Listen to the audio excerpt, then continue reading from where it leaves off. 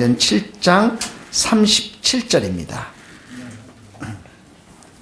이스라엘 자손에 대하여 하나님이 너희 형제 가운데서 나와 같은 선지자를 세우리라 하던 자가 곧 이 모세라.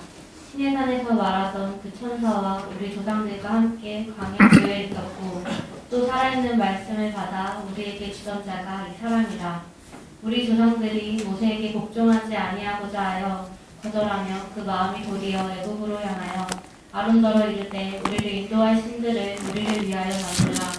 애굽 땅에서 우리를 인도하던 이 모세는 어떻게 되었는지 알지 못하노라 하고 그때 그들이 송아지를 만들어 그 우상 앞에 제사하며 자기 손으로 만든 것을 기뻐하더니 하나님이 외면하사 그들을 그 하늘의 등대 섬기는 일에 버려두셨으니 이는 선지자의 책에 기록된 바 이스라엘의 집이여 너희가 광야에서 40년간 희생과 제물을 내게 드린 일이 있었느냐. 몰록의 장막과 신레판의 절을 받들었으며 이것은 너희가 절하고자 하여 만든 형상이로다. 내가 너희를 바벨론 밖으로 옮기리라 함과 같으니라. 아멘. 스데반의 설교 속에서 계속해서 스데반이 모세에 대해서 지난주에 설교를 했고 또 이 모세를 통해서 지금 이 이스라엘 백성들을 출애굽, 애굽에서 이렇게 구원시켜 주셔서 인도해 주셔서 광야에서의 생활들을 이 스데반이 지금 설교를 하고 있습니다. 이렇게 36절에 보면 이 모세가 이스라엘 백성들을 애굽에서부터 인도하여 내고 그리고 38절에 보면 이 시내산에서 말하던 그 천사와 우리 조상들과 함께 이 모세가 광야의 교회에 있었고 광야 교회 그리고 또 살아있는 말씀을 받아 우리에게 주던 사람이 이 사람 모세다라고 말씀하고 있습니다. 이 시내산으로 이렇게 인도함 받아서 첫 번째로 세운 하나님의 그 공동체가 바로 광야교회입니다. 이 광야교회. 이 교회라는 것은 밖으로 이렇게 불리어져서 모인 사람들의 모임입니다. 그러니까 이스라엘의 전체 사람들을 애굽 땅에서 이 광야 시내산 앞으로 모여들게 했는데 하나님께서 인도해 주셨는데 그 이스라엘 사람들의 모임이 Assembly of Israel, 이스라엘의 모임, 광야 교회라는 것입니다. 그런데 이 광야 교회에 중요한 하나님께서 리더십을 세웠는데 리더십이 누구였습니까? 모세였습니다. 40년 동안은 바로의 궁전에서 최고의 교육을 받았고 지금으로 말하면 미국에서 백악관에서 40년 동안 최고의 교육을 받았고 40년 광야에서 훈련을 받고 하나님께서 이 모세를 리더로 세웠는데 특별히 여기 보니까 이 모세에게 38절에 보니까 광야 교회에 있었는데 살아있는 말씀을 받아 우리에게 주던 자가 모세라고 말하고 있습니다. 그러니까 하나님의 말씀을 하나님께서 모세를 세우시는데 모세의 중요한 역할 중에 하나가 뭐냐면 하나님의 말씀을 그것도 살아있는 말씀을 받아서 백성들에게 전하던 사람의 역할이 바로 모세의 역할 중에서 가장 중요했다라는 것이에요. 특별히 어디에서 줬다고요? 어디에서요? 광야교회에서. 따라해서 광야교회. 광야라는 곳은 말씀이 잘 들리는 곳입니다. 여러분이 지금 이 자리가 광야의 마음으로 있지 아니하면 말씀이 들리지 않아요. 오늘 권사님들이 어떤 음식을 준비했을까? 지난주에 떡이 나왔는데 떡이 나올까? 잔뜩 이런 생각들만 가득 차고 끝나고 나면 여기서 실컷 먹고 집에 가서 또 먹어야 되겠구나. 이 도시 속에는 너무 많이 우리의 마음을 귓가를 울려 때리고 차지하는 것들이 많기 때문에 하나님의 말씀이 들리지 않아요. 그래서 하나님은 어떻게 합니까? 여러분들을 저를 광야로 내보냅니다. 광야에는 먹을 것이 없어요. 광야에는 텔레비전도 없어요. 광야에는 그 당시 스마트폰도 없었습니다. 그러니까 뭐가 들리기 시작합니까? 처음에는 바람소리, 물소리, 하늘의 소리가 들리다가 하나님의 말씀이 들리는 곳이에요. 그래서 광야 교회, 이 교회는 바로 하나님의 말씀을 듣는 교회이고 예수님의 말씀을 듣는 교회이고 그 광야 교회의 성도들은 하나님의 말씀, 예수님의 말씀에 반응하는 자들이 그 교회의 성도들이라는 것입니다. 그러므로 이 말씀을 잘 보면 교회는 늘 말씀이 중심에 있어야 하는 것을 말씀하고 있는 거예요. 근데 이 말씀이 어떤 말씀입니까? 살아있는 말씀입니다. 살아있는 하나님의 말씀. 왜 우리가 이렇게 말씀을 들어야만 합니까? 우리의 마음이 하나님께 소망을 두기 위해서. 예. 하나님께만 우리 인생에 소망이 있기 때문에 이스라엘 백성들에게 끊임없이 말씀을 들려주는 것입니까? 왜 그렇습니까? 우리의 마음 가운데 말씀을 벌써 나왔나요? 네. 우리 마음 가운데 하나님만이 소망이 됨을 우리가 늘 기억해야 하기 때문에 이 말씀을 광야에서 들려주시는 것입니다. 또 왜 말씀을 들려주십니까? 우리가 죄를 범하지 않도록 하기 위해서. 청년이 무엇으로 그 행실을 깨끗게 하리까? 주의 말씀을 따라 삼갈 것이라고 말했어요. 우리가 말씀이 없으면 늘 우리의 생각과 행동과 모든 것들이 어떻게 합니까? 죄를 생각하게 되어 있습니다. 그게 우리의 모습입니다.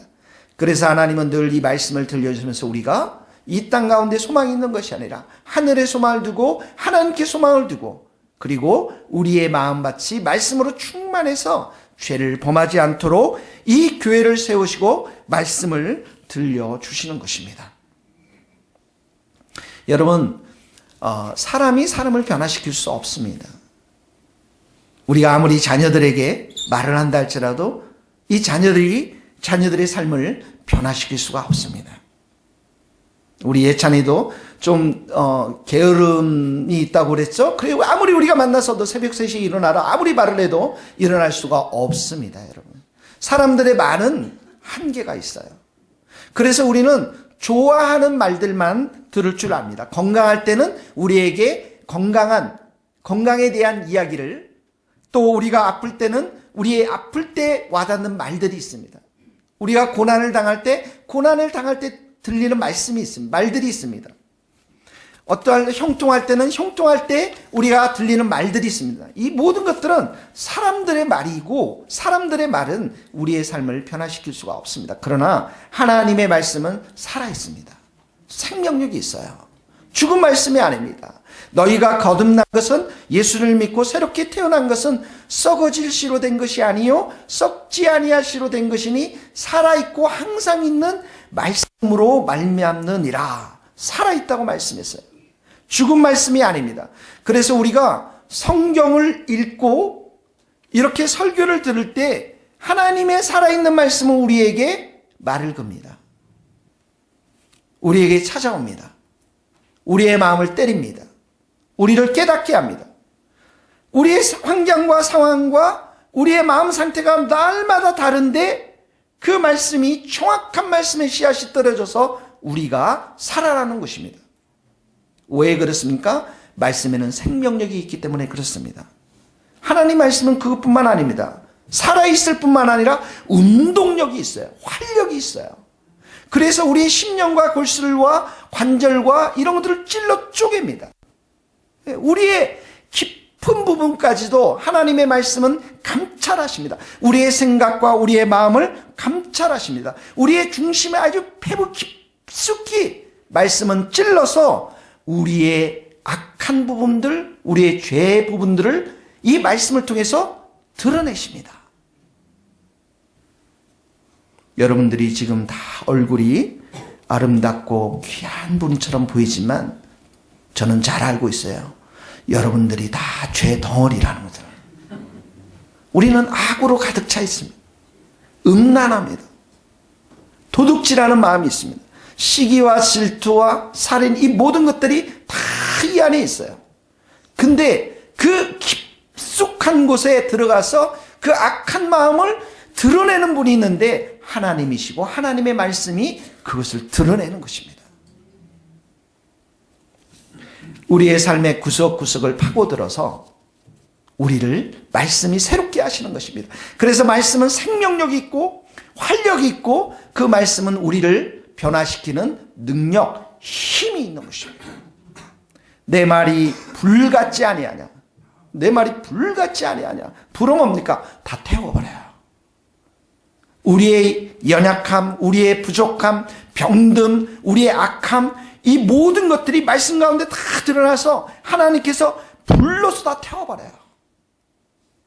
바위를 쳐서 부스러뜨리는 방망이와 같지 아니하냐. 하나님의 말씀에는 파워, 능력이 있기 때문에 악한 모든 것들을 깨트려버리고 아주 돌처럼 아주 강한 단단한 마음들을 그 말씀이 부셔버려서 우리의 마음을 온유하게 하고 겸손하게 하고 순종하게 하는 하나님의 말씀이 능력의 말씀, 파워 있는 말씀인 줄 믿습니다.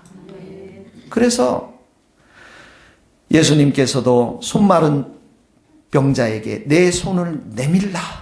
말씀에 능력이 있으니까 그 말씀대로 손들이 치유함을 받았습니다. 손이 치유함을 받았습니다. 죽은 나사로가 큰 소리로 예수님이 말씀하시죠. 나사로야 나오라. 이렇게 부르시니까 죽은 자가 살아났습니다. 예수님의 말씀에 하나님의 말씀에 능력이 있기 때문에 그렇습니다. 믿음으로 여러분 선포합니다.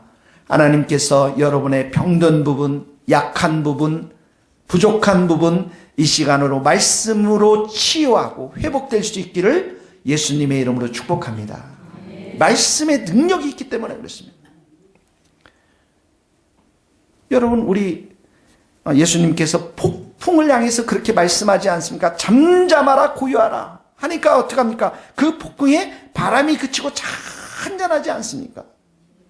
아무리 한강에 가가지고 한강아 잔잔할지어다, 한강아 바람이 멈출지어다 불러도 잔잔해지지 않습니다. 이름은 한강이지만 능력이 없거든요. 그러나 예수님의 하나님의 말씀에는 능력이 있는 것입니다. 그래서 이 광야교회에서 여러분들이 정말 살아남을 수 있는 것, 이 광야 같은 세상 가운데 우리가 살아남을 수 있는 것은 뭐냐면 매일매일 큐티하는 거예요. 매일매일 내 귓가에 말씀이 울려 퍼져야 됩니까? 그 세미한 음성을 듣지 못하면 언제든지 나오는 것이 무엇이냐면 죄의 욕심과 죄 가운데 빠질 수밖에 없다라는 것입니다. 불신자였던 이분은 열심으로 직장 생활을 하였습니다. 그런데 그 직장에서 인정을 받지 못하고 어려움을 겪었는데 그것 때문에 이 사람이 자살하려고 했어요. 죽기 전에 아내가 교회 한번 가자. 교회 한번 가서 이것이 나의 간절한 소원이니까 교회 가서 예배 한번 드리자. 예배를 드렸습니다. 그런데 그날 하나님께서 살아있는 말씀을 가지고 이 사람의 마음을 만져주셨습니다. 마음을 열어주셨습니다. 소그룹에 들어가서 마음을 나누고 자기의 죄들을 고백하고 연약함을 고백하고 매일매일 큐티 말씀을 통해서 은혜를 받았습니다. 은혜를 받으니까 어떻게 하겠어요? 그 복음을 전하겠죠. 주님을 알지 못하는 동생, 어머님 전도를 해서 그리고 그들이 예수를 믿는 하나님의 축복과 은총을 받습니다. 직장 동료들에게 가서도 복음을 전하고 점점점 하나님과 친밀한 교제를 하면서 매일매일 큐티의 삶을 통해서 소그룹에서 그 삶을 나누면서 하나님과의 관계도 깊어지고 점점 주님을 사랑하는 사람으로 변화되다가 그러다가 이분의 삶이 점점 이런 생활들이 매너리즘에 빠지게 되었습니다. 사실 이런 삶들이 너무나도 축복의 삶인데 하나님께서 내게 술과 담배도 끊게 하시고 그런 모든 것들 세상의 낙도 끊게 하셨지만 그 자리에 식탐이 들어오고 탐심이 들어오고 직장에서 생활 속에서 그 직장 상사로부터 권위에 순종하지 못하는 자기 자신의 교맘들이 점점 이렇게 자라나는 것들을 보게 되었어요. 말씀이 멀어지면 언제든지 우리의 삶 가운데 이런 것들이 솟아납니다. 영혼에 대한 구원의 열정도 사라졌습니다. 사촌동생도 교회를 인도했지만 그 영혼이 뭐 세례를 받든지 영혼이 어떻게 했는지 관심이 없었습니다. 어느 날 그분의 아버지께서 이렇게 말하고 있습니다. 하나님을 비판하고 천국도 비판하고. 그런 아버지를 보면서 이 사람이 아버지가 정말 구원받지 못하면 어떻게 될 것인가 두렵고 떨리는 마음에 큐티의 책들을 다시 보기 시작했습니다. 하나님께서는 이분에게 세미한 음성을 들려주십니다. 깨어있어라. 깨어있어라. 네가 그렇게 오래전에 살았던 그 힘든 광야의 시간들, 지금 구원의 자리로 함께 인도했던 하나님의 은혜를 다시 한번 기억하고 그 은혜를 충만히 사모하면서 다시 한번 깨어있고 복음을 전하는 사람이 되어라. 말씀을 보는데, 큐티를 보는데 계속해서 그 말씀 속에서 하나님의 세미한 음성이 들리기 시작하는 거예요. 자기의 죄를 보고 자기의 교만함을 다시 보고 자기의 죄악을 보면서 하나님께서 깨어있어 십자가라는 그 십자가를 지다라고 하는 그 말씀을 듣고 이 사람의 영성이 다시 회복되어지는 것들을 보게 되어집니다. 여러분, 우리가 말씀을 보지 아니하면 언제든지 우리는 우리 속에 죄악들이 솟아나는 것들을 보게 되어집니다. 모세가 시내산에서 내려올 때 무엇을 가져왔습니까? 십계명을 가져왔습니다. 그러나 밑에 있었던 사람들은 누굴 섬겼습니까? 송아지를 섬겼습니다. 이스라엘의 싸움은 이 싸움이었습니다. 말씀을 그들이 먹느냐, 말씀을 순종하느냐, 아니면 금송아지를 놓고서 그 금송아지를 섬기느냐, 이 싸움이었습니다. 이스라엘 역사 가운데 가장 축복을 받았던 그 나라가, 그 왕이 다윗의 왕이었습니다. 하나님께서 다윗이 왕이 되었을 때 많은 것으로 축복해 주셨습니다. 왜 그렇습니까? 다윗이 훌륭했던 것이 아니라 그 하나님의 말씀 앞에 순종하고 그들이 하나님의 말씀을 듣고 순종했기 때문에 그 나라를 축복해 주었던 것입니다. 그래서 우리에게 하나님께서는 두 가지 운명을 제시합니다. 너희가 정말 생명과 복의 길을 가기를 원하느냐? 아니면 사망과 화해의 길을 가기를 원하느냐?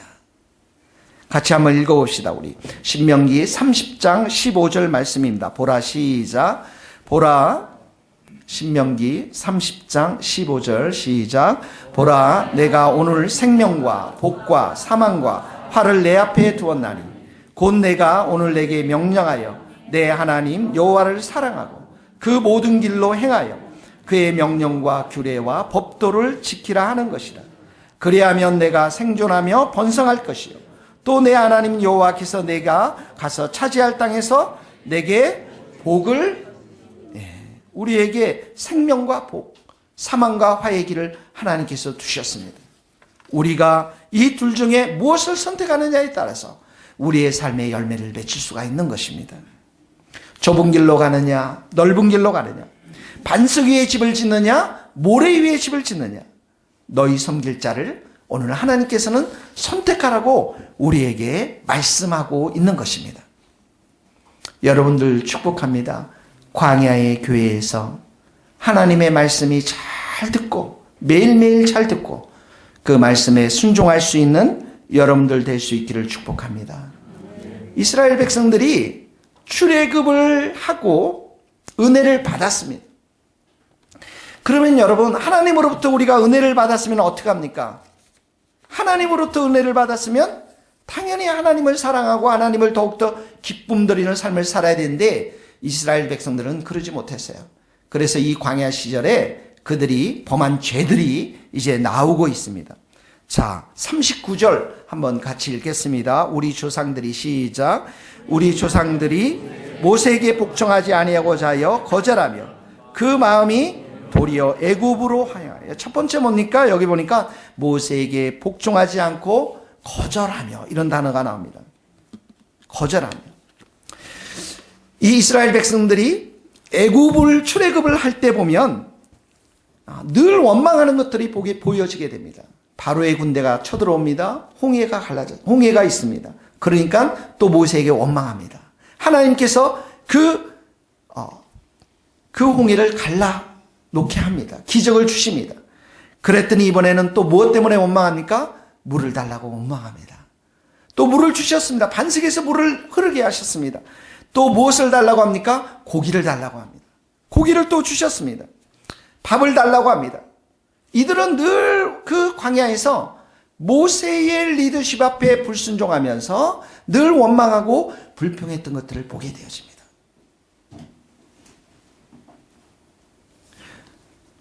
우리 성도들은 매우 착하기 때문에 저에게 원망과 불평하는 분들이 그렇게 많지는 않습니다.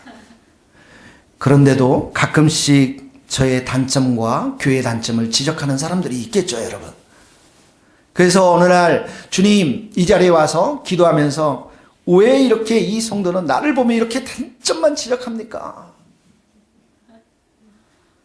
하나님께서 속이 상해서 이렇게 기도하면 그래도 그 사람은 네 단점 그거밖에 몰라. 나머지 단점 다 알면 어떻게 되는 줄 알겠니? 하나님께서 그런 마음을 주세요. 기도하죠. 하나님, 우리 성도들이 기도할 때 내 단점을 발견하지 않도록 은혜를 주세요. 여러분, 사탄은 계속해서 이 교회에 대한 불평, 원망, 리더십에 대한 원망과 불평을 계속하게 되는 것입니다. 한 사람만 하는 게 아닙니다. 두 사람이 합니다. 세 사람이 합니다. 순식간에 그 교회가 산불처럼 번져가는 것들을 보게 되어집니다. 여러분들이 하나님이 세우신 그 리더십 앞에 순복하지 못하는 그 모세는 누구입니까, 여러분? 여러분, 여기 모세가 누구예요, 여러분? 39절에 보면 우리 조상들 이 모세에게, 성이 뭡니까? 이시예요, 이시. 이 모세에게. 여러분들이 하나님께서는 교회의 리더십을 세워주셨고 가정의 남편의 리더십을 세워주시고 이 교회 대통령과 야당 이 리더십들에게 리더십을 주셨습니다. 그 리더십 앞에 우리는 어떻게 합니까? 순종해야 하는 것입니다. 부족하고 연약한 점이 있으면 그 리더십을 위해서 우리가 기도해야 됩니다. 불평하고 원망하고 비판하면 비판의 사람이 됩니다. 그러나 내가 성령을 의지하고 성령의 인도하심을 따라 살아가게 되면 성령의 사람이 될 줄로 믿습니다.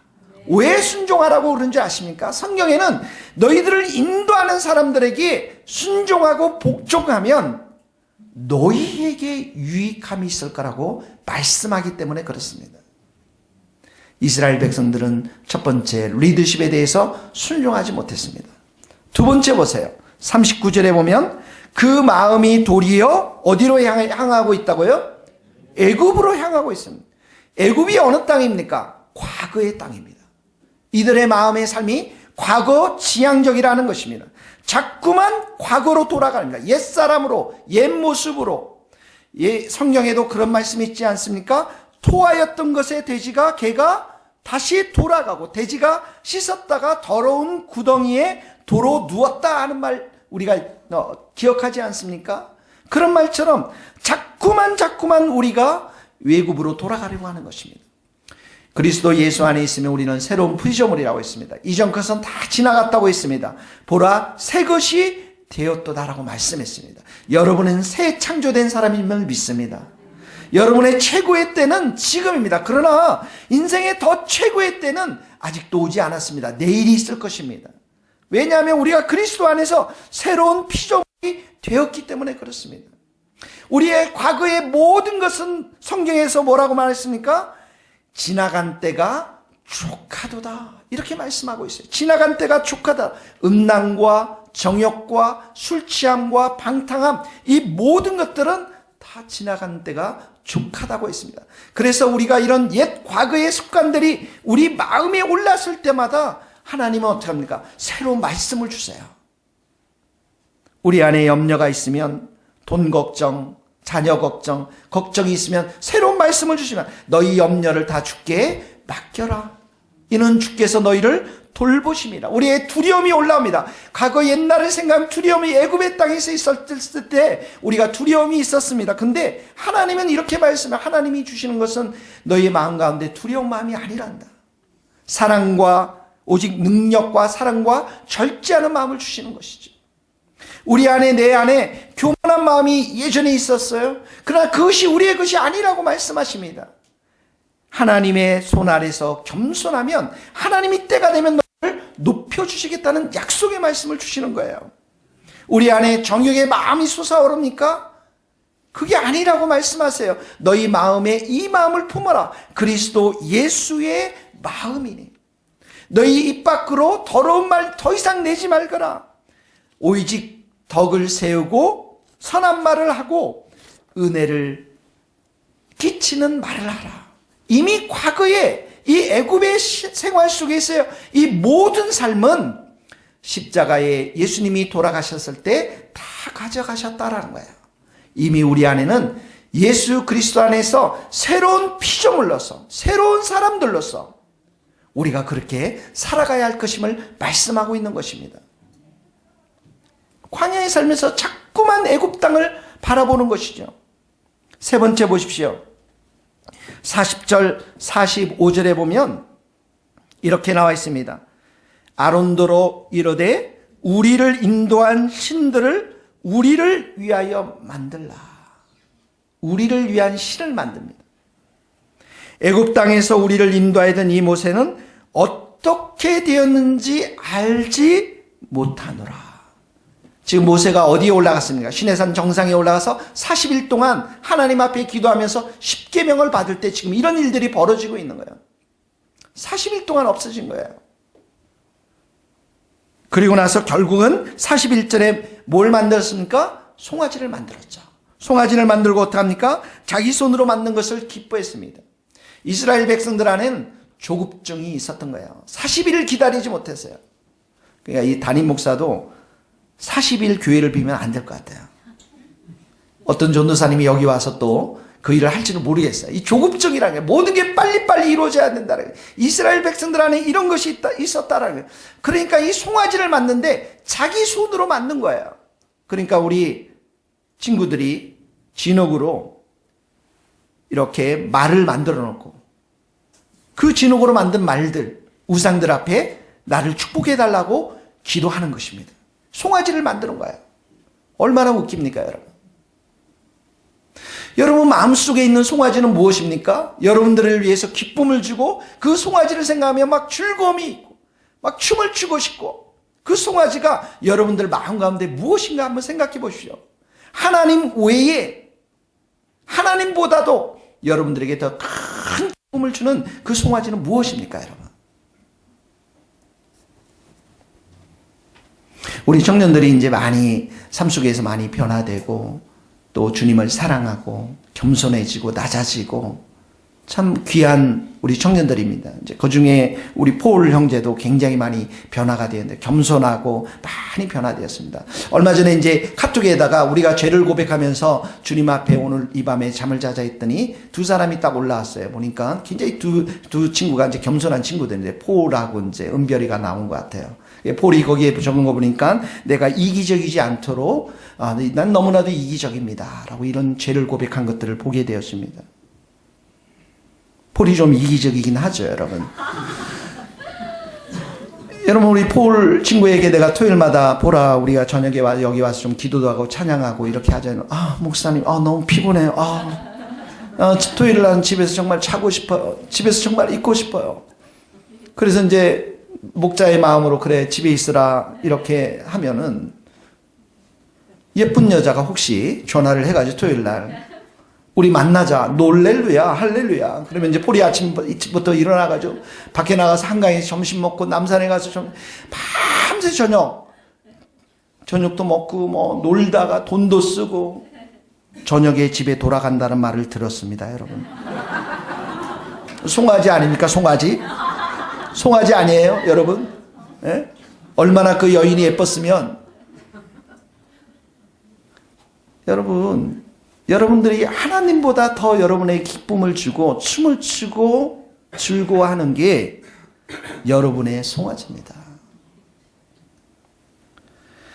마음에 송아지가 있는 사람들은 무슨 일을 결정할 때 하나님 앞에 붙지 않아요. 하나님 앞에 기도하지 않아요. 무슨 일을 할 때 하나님의 영광을 생각하지 않습니다. 제일 먼저 자기 자신만 생각합니다. 조금 더 생각하면 자기 가족 생각합니다. 근데 여러분 기억하세요. 결정적일 때 그 송아지는 우리 인생에 도움이 되지 못한다라는 것입니다. 같이 한번 읽어봅시다. 그들의 우상들은 시편 115편 시작. 그들의 우상들은 은과 금이요 사람이 손으로 만든 것이라. 입이 있어도 말하지 못하며 눈이 있어도 보지 못하며 귀가 있어도 듣지 못하며 코가 있어도 냄새 맡지 못하며 손이 있어도 만지지 못하며 발이 있어도 걷지 못하며 목구멍이 있어도 작은 소리조차 내지 못하니라. 우상들을 만드는 자들과 그것을 의지하는 자들이 다 그와 같으리이다. 이스라엘아 여호와를 의지하라. 그는 너희의 도움이시요 너희의 방패. 9절 다시 한번만 읽어봅시다. 시작. 이스라엘아 여호와를 의지하라. 그는 너희의 도움이시요 너희의 방패시라. 우리의 도움과 방패 되시는 분은 누구시라고요? 여호와 하나님밖에 없습니다. 하나님밖에 없어요. 그래서 송아지를 섬기면 하나님의 징계가 오는데 그 징계 중에서 가장 무서운 징계는 뭐냐면 그냥 내버려 두는 거예요. 밤새 네가 한강에서 놀고 실컷 놀아봐라 한번. 그냥 내버려 두는 거예요. 42절을 보세요. 하나님이 외면하사 버려두셨으니, 이런 단어 나오죠. 하나님이 외면하사 버려두셨으니. 43절에 보세요. 내가 너희를 바벨론 땅으로 옮기리라. 외면하고 내버려 두었다가 나중에 결론은 어디로 갑니까? 바벨론 땅으로 가는 것입니다. 여러분, 여기 버려뒀다라는 것은 하나님이 은혜의 보호막을 거두어드렸다라는 거예요. 우리는 하나님의 은혜가 있어야, 하나님께서 은혜의 보호막을 쳐줘야만 우리는 죄악에 빠지지 않습니다. 성령의 은혜는 우리의 정욕과 죄악들을 죽여갑니다. 내가 나쁜 생각을 하고 나쁜 일들을 행할 때마다 주님께서 은혜를 주셔서 그 죄악을 이길 힘을 주십니다. 그런데 은혜의 보호막을 거둬버리면, 그냥 내버려 두니까 어떤 일들이 일어나면 아주 비참한 일들이 일어나는 거예요.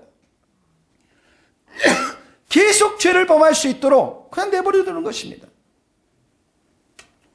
여러분, 성도는 하나님을 중심으로 모시고 살지 않으면 하나님의 징계가 있어야 좋은 것입니다. 징계는 축복입니다. 내 욕심대로 살면서 하나님 멀리하면 하나님께 매를 맞아야 돼요. 징계를 맞는 게 축복인 것입니다. 근데 그냥 내버려 두면 우리의 삶은 점점 수렁에 빠질 수밖에 없고, 그 수렁에서 우리는 바벨론 포로를 경험할 수밖에 없다라는 것이에요. 그래서 제가 아는 어떤 분도 대기업 있다가 사임하고 돈 욕심, 성공 욕심 나와서 퇴직해가지고 퇴직금하고 전부 다 주식에 투자했는데 1년 만에 반토막이라고, 장모님 돈을 끌어다가 또 투자했는데 또 반토막이 나고, 그 어려운 시간 속에도 퀴즈책 안 보고 경제신문 책들을 보면서 그렇게 투자의 머리를 굴리다가 아내는 결국은 우울증에 빠지고 점점 더 어려워서 주위의 사람들 돈을 끌어모아다가 외환에 투자하고, 그렇게 인생을 계속해서 돈의 유혹에 빠질 수밖에 없는, 결국은 그러한 삶은 바벨론으로 가는 삶이 될 수밖에 없다라는 것입니다. 사랑하는 성도 여러분, 지금 광야에서 어떤 일들이 일어났습니까? 이들이 하나님의 백성입니다. 모세의 리더십에 순종하지 못했고요. 그리고 그 마음이 늘 애굽을 향해서, 옛사람을 향해서 돌아갔고요. 그리고 그들에게 송아지를 만들었습니다. 이 모든 삶의 결론이 무엇이냐면, 하나님은 어떻게 말씀하냐면 예배가 죽었다, 이렇게 변해요. 거기 한번 읽어보겠습니다. 42절을 보세요. 이런 표현이 나옵니다. 이스라엘 집이여, 너희가 광야에서 40년간 희생과 제물을 내게 드린 일이 있었느냐. 그 부분만 다시 한번 읽어봅시다. 시작. 이스라엘 집이여, 너희가 광야에서 40년간 희생과 제물을 내게 드린 일이냐. 여러분, 40년 동안 이스라엘 백성들이 제물을 드렸어요. 희생 제물을 드렸습니다. 제사를 드렸어요. 그런데 하나님께서 받지 않으셨다라는 거예요. 그들이 드린 예배가 형식적인 예배에 있고 그들이 드린 제물이 너무나도 형식적인 마음으로 드린 예배가 아니었기 때문에 예배가 죽은 예배가 되었다는 거예요. 우리에게 위선적인 예배들, 교회에 와서 출석 도장만 딱 찍고 마음은 다른 곳에 가 있는 것, 11조 드리지 못해서 너무너무 아까워하는 그런 손들, 이런 위선적인 예배들은 하나님 받지 않겠다라는 것입니다. 내가 결혼을 했는데 이건 다른 여인 만나서 딴 살림 차리는 것과 똑같다라는 거예요. 여러분, 참된 예배는 마음이 있어야 하는 거예요. 여러분의 마음이. 하나님께서 우리에게 정말 원하는 그 예배는 상한 심령이라고 그랬어요. 상하고 통해하는 마음. 하나님 한 분만 내 인생의 주인이 되시고 내 인생의 소망이 되십니다. 거기 한번 읽겠습니다. 시편 51편 17절 하나님께서 시작. 하나님께서 구하시는 제사는 상한 심령이라. 하나님이여 상하고 통해하는 마음을 주께서 멸시하지 아니하시니. 내 심령을 드리는 걸 말해요. 내 마음을 드리는 것을 말합니다. 내 마음을 드린다라는 것은 그래서 내 안에 헌신이 있고 희생이 있고 손해도 함께 보는 것입니다. 시간의 희생, 물질의 희생, 내 삶의 모든 것들을 희생하면서 드리는 예배, 내 마음을 다 모아서 드리는 그 예배를 하나님께서는 받으시겠다는 거예요. 그래서 여러분, 우리의 이 예배가 중심으로 하나님을 사랑하고 하나님을 정말 사랑하기 때문에 하나님께 예배드리는, 마음을 드리는 그런 예배가 될 수 있기를 예수님의 이름으로 축복합니다. 하나님 앞에 이 시간 예배를 드리는 것뿐만 아니라 월요일서부터 토요일까지 주님과 날마다 동행하면서 날마다 주님의 말씀을, 큐티 말씀을 통해서 듣고 그 매일매일 기도하면서 내 삶이 하나님 앞에 예배를 드리는 진정한 삶이 되어서 지금 마음 중심으로 주일 드리는 이 예배를 하나님은 받으시겠다는 거예요. 그래서 하나님께서 이렇게 말씀하십니다. 이스라엘 백성들이, 이 백성이 입술로는 나를 공경하되 마음은 내게서 멀도다. 나를 헛되이 경배하는도다. 하나님을 무시하는 태도인 것입니다. 그런 가운데 우리의 기도는 하나님이 응답하시지 않습니다. 사랑하는 성도 여러분, 전심으로 마음을 다 드려 하나님께 예배드리며 매일의 삶 가운데 큐티하시고 말씀에 순종하면서 예배자의 삶을 살아갈 수 있기를 예수님의 이름으로 축복합니다. 기도하시겠습니다. 이 시간에 함께 기도할 때 광야에서는 하나님의 말씀이 들린다고 했습니다. 그 광야의 말씀을 우리가 받고 순종해야만 하나님께서 우리의 삶 가운데 은혜를 주신다고 말씀하셨습니다. 이 시간에 다 같이 한 목소리로 함께 기도하며 나가도록 하겠습니다. 함께 기도하시겠습니다. 하나님 아버지, 이 시간에도 우리가 함께 주님 앞에 의지하며 나아갑니다. 주님께서 우리의 마음을 붙잡아 주시고 우리가 참으로 하나님 참으로 리더십에 대해서 거부하며 원망하며 불평하며 하나님뿐만 아니라 우리 안에 늘 애굽으로 향하는 그런 마음들, 하나님 우리 안에 참으로 하나님 앞에서 우리가 참으로 교만한 마음들, 늘 송아지를 잡을 붙잡고 하나님보다 그 송아지를 기뻐하며 살아가는 우리의 마음을 용서하여 주시기를 원합니다. 하나님 사랑하는 모든 성도들에게 겸손한 마음을 주시옵소서. 하나님의 말씀을 붙잡고 살아가고자 하는 귀한 마음들을 허락하여 주시옵소서. 주님만을 온전히 의지하며 주님만을 온전히 바라보며 주님만을 사랑하고자 하는 귀한 믿음의 마음을 허락하여 주시옵소서. 하나님 아버지, 우리 안에 있는 다른 하나님을 사랑하는 것 외에 다른 모든 것들을 사랑하는 것을 이 시간에도 주님의 보혈로 덮어주시고 성령의 불로 다 태워주시고, 하나님, 우리 이 예배가 형식적인 예배가 아니라 하나님 입술로만 드려지는 그저 발걸음만 왔다 갔다 하는 예배가 아니라 하나님, 우리의 중심을 드리며 하나님 앞에 온전한 말씀을 드리는 하나님의 귀한 예배가 될 수 있도록 하나님 도와주시기를 간절히 빌고 소원합니다. 하나님 아버지, 우리의 모든 심령들이 주님을 향해서 있지 않은 모든 심령들이 이 시간에도 다 회개하며 오직 주님을 바라보며 주님을 의지하며 주님을 소망하는 우리의 모든 성도들의 마음이 될 수 있도록 은혜를 더하여 주시옵소서. 주님, 하나님 아버지, 광야의 교회에 살면서 말씀을 듣지 않는 이 큰 죄를 하나님 용서하여 주시옵소서. 하나님, 우리의 마음을 드리지 못하는 이 예배들, 입술로만 드리는 이 예배를 용서하여 주시옵소서.